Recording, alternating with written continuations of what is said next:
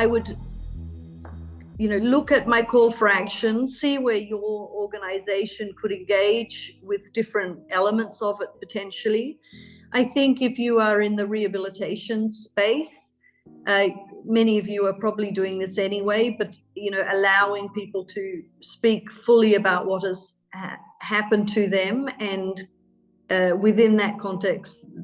allowing the space to be able to also talk about the sexual forms of torture. If you're in the more human rights advocacy, investigation, prosecution side, it's the same idea, right? Proper interviewing techniques, including applying the Mendes principles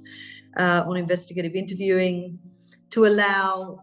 victims and survivors to be in charge of their own narrative. And when this happens, there's growing evidence to show they're more likely to talk about sexual forms of torture. But if one is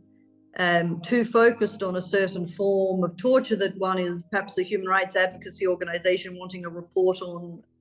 a certain form, then the way one interviews, the way one kind of looks at torture more broadly is really important, because because it often means people won't speak up. And I think that's part of the reason why we have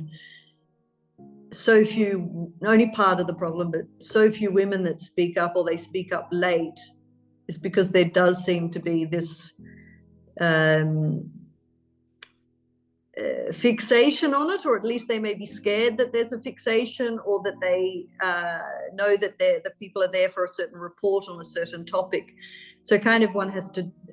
give more time, I think, for people and for interviews, and be led by victims and survivors.